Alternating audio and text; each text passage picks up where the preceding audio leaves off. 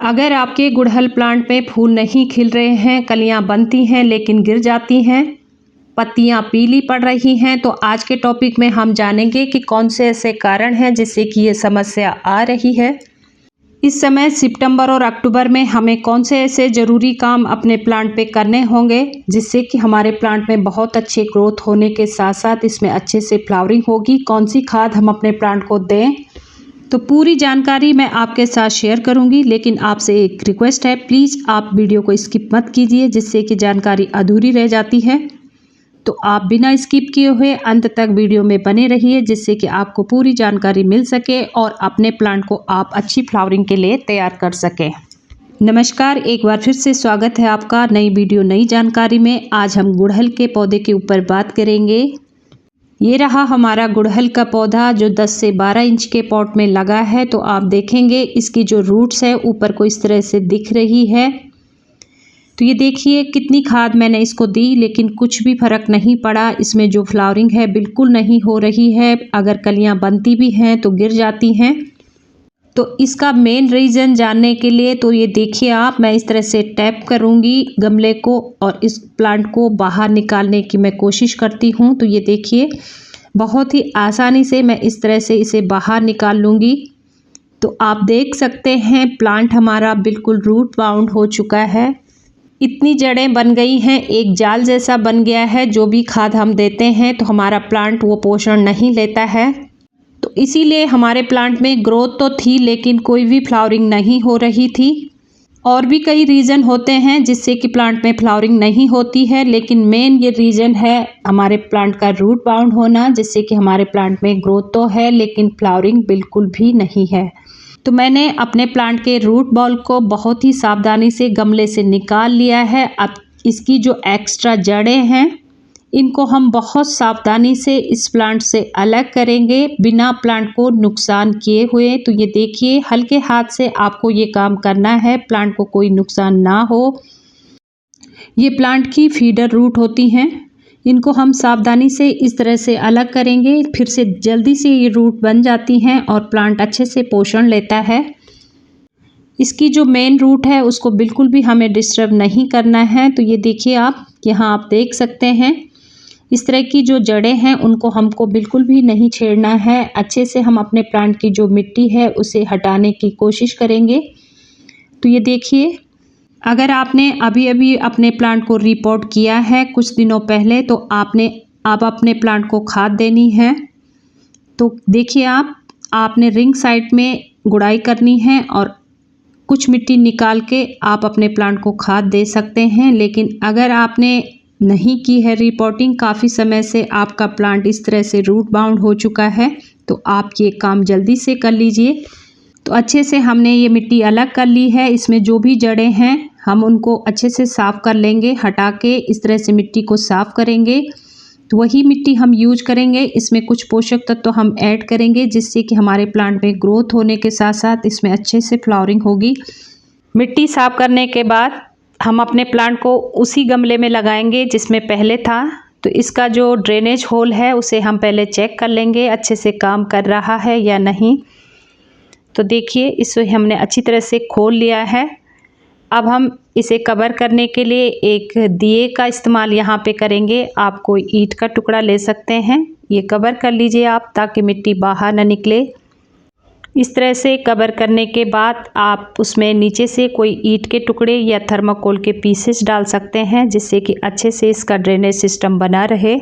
अब मिट्टी में हम कुछ पोषक तत्व ऐड करेंगे जिससे कि हमारे प्लांट को पोषण मिलेगा, अच्छे से इसमें फ्लावरिंग होगी। तो ये 4 खाद मैं यहाँ पे यूज कर रही हूँ। इनमें से आप 3 खाद भी अपने प्लांट में दे देते हैं तो आपके प्लांट में बहुत अच्छे से फ्लावरिंग होगी।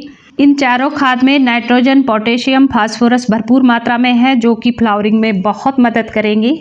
कौन सी ये खाद है मैं अभी आपके साथ शेयर करूंगी। पहले इस मिश्रण को हम मिलाएंगे और अच्छी तरह से तैयार करेंगे अपने प्लांट को रिपोर्ट करने के लिए, इस मिट्टी में लगाने के लिए। तो आप वीडियो में बने रहिए। तो इस तरह से पोषक तत्वों से भरपूर मिट्टी बन के तैयार हो चुकी है। तो अब हम इसमें अपने पौधे को लगाएंगे। तो देखिए किस तरह से लगाना है। हमने अच्छे से ड्रेनेज को कवर भी कर लिया है, मिट्टी भी साफ कर ली है, पोषक तत्व भी ऐड कर लिए हैं। अब मिट्टी को हम फिल करेंगे। आधी मिट्टी भर ली है। इस तरह से दबाने के बाद अपने प्लांट को पहले हम इसमें सेट करेंगे। इस तरह से अब पूरी मिट्टी हम फिल कर लेंगे। अच्छे से अपने प्लांट को मिट्टी से कवर करेंगे। अगर आपका प्लांट रूट बाउंड नहीं है तो और भी कई कारणों में से अगर आप अंडर वाटरिंग करते हैं, ओवर वाटरिंग करते हैं, तो ये भी रीज़न हो सकता है प्लांट की पत्तियां पीली पड़ने का, फ्लावरिंग ना होने का। तो बरसात का सीज़न था, अब आप अपने प्लांट को अच्छी धूप में रखिए जिससे कि प्लांट में अच्छी ग्रोथ होगी। तो इस तरह से आपने खाद देना है। मैंने पहले भी बता चुकी हूँ, अगर आपका प्लांट रूट बाउंड नहीं है, आपको रिपोर्ट की ज़रूरत नहीं है, तो आपने रिंग साइड में इसे गुड़ाई करके अच्छे से खाद दे देनी है। यही खाद जो मैंने बताई है। गुड़हल प्लांट हैवी फीडर प्लांट है, इसे हमें बार बार खाद देने की आवश्यकता होती है। 2 महीने के अंतराल में जब भी फ्लावरिंग लेनी है तो इसे खाद देनी ही पड़ती है। तो अब मैं आपके साथ शेयर करती हूँ कि कौन सी खाद मैंने ली है। तो पहली जो खाद है वो है किचन वेस्ट से बनाई हुई खाद, जो कि सभी खाद में से बहुत ही फ़ायदेमंद खाद हमारे प्लांट के लिए होती है। इसमें सारे ही पोषक तत्व होते हैं। दूसरी खाद है जो मैंने फल और सब्जियों के छिलकों से बनाई है। केले के छिलके, तरबूज के छिलके, लौकी, जितने भी सब्जियां होती हैं उनको सुखा के मिक्स जार में पीस के ये खाद मैंने तैयार की है। तीसरी खाद है हमारी नीम खली, जो NPK का सोर्स है, साथ ही साथ हमारे प्लांट को किसी भी तरह के रोग कीटाणुओं से बचाती है। तो ये 3 खाद हो गई। चौथी खाद जो हमने ली है वो है वर्मी कंपोस्ट। आप इसकी जगह गोबर की खाद भी ले सकते हैं, लेकिन ध्यान रहे वो पुरानी होनी चाहिए। किचन वेस्ट से खाद बनाने का सरल तरीका और फल सब्जियों के छिलकों को किस तरह से इस्तेमाल करें अपने पौधों पे, इनकी दोनों की वीडियो मेरे चैनल में है, तो इनके लिंक मैं आपको डिस्क्रिप्शन में दे दूंगी, तो आप इन वीडियो को देख सकते हैं, आपको बहुत हेल्प मिलेगी। तो ये स्लो रिलीज ड्राई खाद अपने गुड़हल के प्लांट को हम देते हैं तो हमारे प्लांट में बहुत अच्छे से फ्लावरिंग होती है। अब हमने अपने पौधे को देना है पानी। उसके लिए पहले ये नीचे से एक टब रख लूँगी। नॉर्मल पानी हम नहीं देंगे। हमने प्लांट की रूट प्रूनिंग की है, इसलिए हमारा प्लांट शॉक में जा सकता है। इसके लिए हम क्या करेंगे, पानी में मिलाएंगे 1 चम्मच हल्दी पाउडर। हल्दी पौधों के लिए कीटनाशक का काम करती है, साथ ही साथ हल्दी से पौधों की वृद्धि में भी मदद मिलती है, जो कि हमारे पौधों के लिए बहुत ही गुणकारी है। तो इस तरह से 1 चम्मच हल्दी पाउडर पानी में अच्छी तरह से घोल लेंगे। तो इस तरह से घोलने के बाद हम इसे फिर से बोतल में मिलाएंगे और अच्छे से अपने पौधे को दे देंगे, जिससे कि हमारे प्लांट की ग्रोथ भी अच्छी होगी। मिट्टी में कोई फंगस होगा, कीटाणु होगा, तो इस हल्दी पाउडर से वो नष्ट हो जाएगा।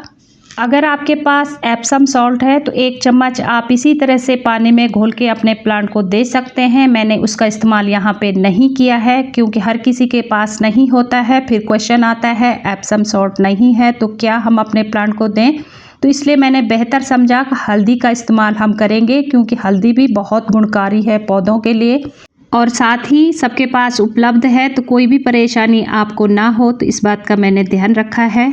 अब पानी देने के बाद आपने प्लांट को ऐसी जगह रखना है जहाँ पे सिर्फ इसे अच्छी रोशनी मिले। डायरेक्ट सनलाइट से प्लांट को बचाना है लगभग 1 हफ्ते तक। उसके बाद फुल सनलाइट में आप प्लांट को शिफ्ट कर सकते हैं, जहाँ पे इसे 5 से 6 घंटे की अच्छी धूप मिले। फिर हमारे प्लांट पे बहुत अच्छे से फ्लावरिंग होगी। अगर आपने प्लांट की सॉफ्ट प्रूनिंग करनी है तो आप कर सकते हैं, लेकिन इसकी जो हार्ड प्रूनिंग है वो फरवरी मंथ में ही आप करें, क्योंकि फरवरी मंथ प्लांट का ग्रोइंग सीजन होता है। उसमें हम अगर प्लांट की हार्ड प्रूनिंग भी कर लेते हैं तो हमारे प्लांट में ग्रोथ होती है, कोई भी नुकसान नहीं होता है। तो इस तरह से आप अपने प्लांट का ध्यान रखते हैं तो आपके प्लांट में बहुत अच्छे से फ्लावरिंग होगी। तो यही थी आज की जानकारी पसंद आती है तो एक लाइक करें। चैनल में पहली बार विजिट किए हैं तो प्लीज़ सब्सक्राइब जरूर कर लें। कोई पॉइंट रह जाता है तो आप कमेंट कर सकते हैं, मैं आपके डाउट क्लियर कर दूंगी। तो मिलते हैं अगले टॉपिक के साथ नई जानकारी में। तब तक के लिए thank you so much. Happy gardening.